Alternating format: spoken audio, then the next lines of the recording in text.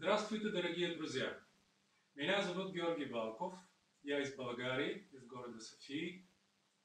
Мне 63 лет, у меня есть жена и две дочери. Я врач, невролог. Я работаю в сетевом бизнесе, потому что мне очень понравились продукты русской компании «Научно-производственный центр по ревитализации здоровья».